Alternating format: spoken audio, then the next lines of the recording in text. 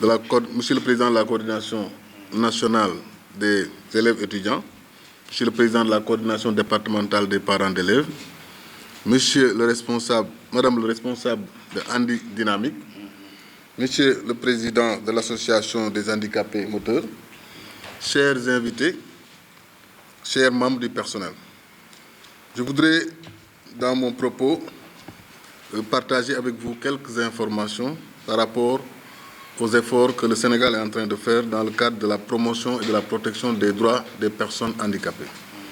Il faut quand même retenir qu'entre 2012 et 2016, ces efforts ont tourné autour de deux grands programmes. Le programme national de réadaptation à base communautaire et la couverture maladie universelle. Pour le premier, le programme national de réadaptation à base communautaire, 12 911 projets socio-économiques individuels et collectifs ont été réalisés pour un coût de 1,6 milliard. Il a également été pris en charge, on a assuré la prise en charge des soins coûteux pour 72 personnes handicapées pour un montant de 69 082 000 francs. Appareillage de près de 3 488 personnes handicapées pour un coût de 233 884 960 francs. Appui à la formation professionnelle de près de 452 jeunes handicapés pour un coût global de 143 786 000 francs. Octroi de près de 3 407 secours d'urgence individuels aux personnes handicapées pour un coût de 108 492. Production de 5 006 cartes d'égalité de chance, et ça jusqu'au 30 décembre 2017. Pour la couverture maladie universelle, pour la période 2013-2017, 75% de la population ont bénéficié de l'accessibilité aux services de santé de qualité par une couverture du risque maladie. Il y a également une évolution positive de la couverture estimée à 46%. L'assurance maladie communautaire a permis la mise en place de 671 mutuelles de santé dans 552 communes au Sénégal. Il y a eu l'enrôlement dans les mutuelles de santé de 2 260 000 personnes, incluant les membres des familles bénéficiaires des programmes cités. Pour l'assistance médicale, il y a eu la prise en charge gratuite dans les structures publiques de santé depuis le début de l'initiative octobre 2013 de 4 229 178 cas d'enfants de moins de 5 ans. Il y a eu la prise en charge gratuite de la césarienne depuis 2014 de 38 785 femmes. La prise en charge gratuite de services de dialyse de 571 personnes souffrant d'insuffisance rénale chronique en décembre 2016. En novembre et décembre 2016, l'État a adopté un instrument national de mesure de handicap pour améliorer la production des données statistiques. Et un plan d'action national sur le handicap a été élaboré pour la période 2017-2021 d'un coût prévisionnel de 47 milliards francs. La première revue annuelle a eu lieu les 5 et 6 décembre 2017. Sur le plan de l'éducation maintenant, le ministère de l'Éducation nationale dispose de 4 institutions spécialisées dans l'enseignement des enfants handicapés. Et ça, je parle sous le contrôle de ces représentants qui sont ici. Nous avons l'INEFJA de Thiès, le centre verbotonal de Dakar pour les enfants sourds-muets. Nous avons ce centre qui nous abrite, le centre Talibou Dabo, pour les handicapés moteurs. Nous avons également le CFDI de Dakar pour les enfants déficients intellectuels.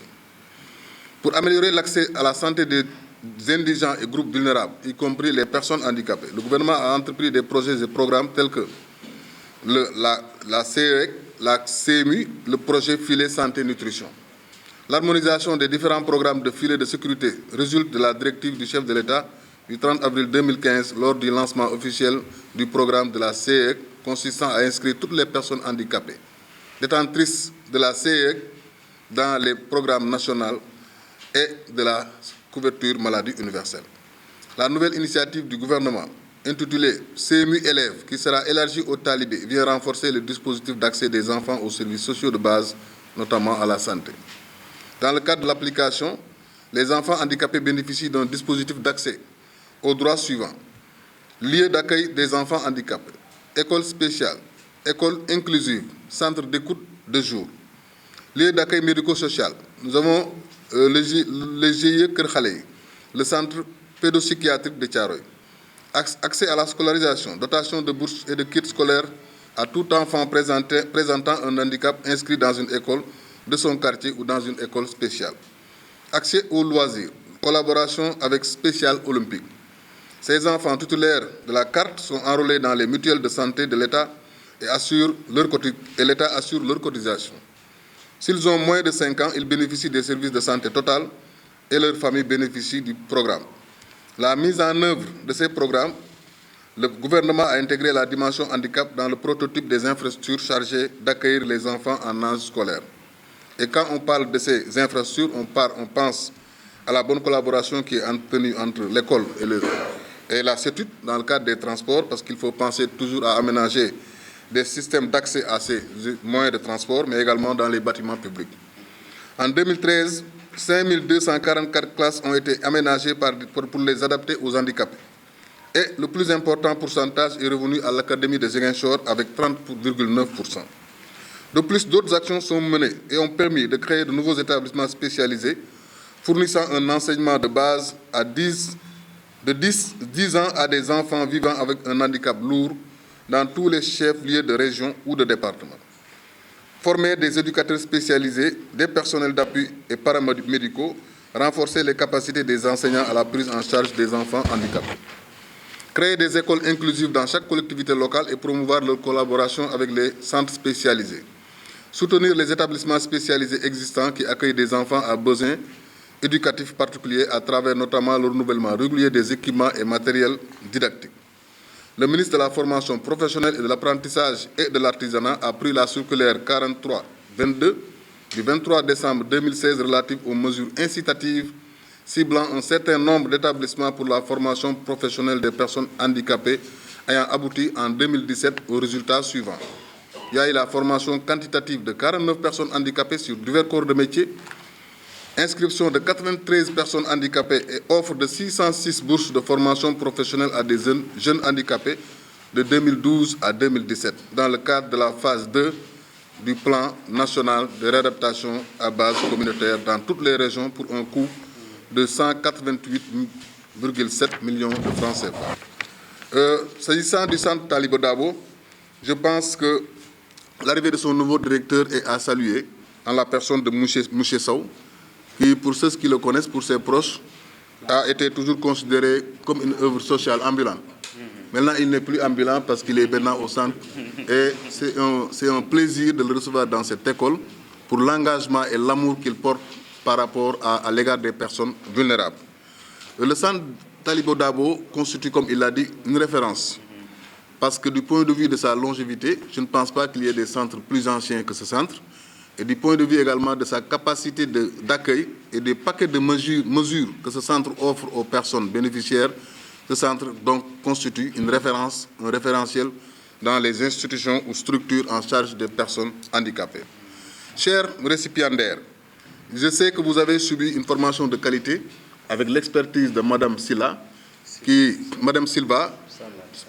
Sylvie Salah, donc, excusez-moi, qui a pu, avec générosité, apporter son expertise et sa connaissance au profit de vous, n'est-ce pas? Cette formation est très bénéfique et j'en suis persuadé que vous allez l'utiliser pour assister encore et aider les personnes qui sont dans le besoin. Je voudrais tout simplement vous demander de ne pas se limiter à cette formation parce que vous savez, dans le droit des personnes handicapées comme dans tous les autres droits, c'est un droit qui évolue et à chaque fois, il faut remettre en cause ses connaissances et avoir le maximum d'informations actuelles afin de pouvoir faire face aux nouveaux défis posés par la situation des handicapés. Je ne saurais terminer sans vous adresser mes sincères remerciements et vous demander et vous encourager à persévérer dans la lancée que vous avez empruntée. Monsieur le directeur, je suis très content d'avoir été invité. En fait, vous ne m'avez pas demandé un service. Moi, je suis le directeur des droits humains et tout ce qui touche aux droits humains m'intéresse et plus particulièrement les droits qu'on appelle les droits catégoriels, les droits des personnes qui, de par leurs conditions, n'ont pas les mêmes aptitudes que d'autres personnes. Donc, sur ce, c'est avec un plaisir et une disponibilité totale que je suis venu aujourd'hui, mais également que je continuerai à venir pour toutes les activités qui seront organisées en faveur de ces personnes qui sont nos sœurs, nos enfants ou nos neveux. Sur ces mots, je déclare ouvert la cérémonie d'ouverture de la remise des attestations aux récipiendaires et vous remercie de votre aimable attention.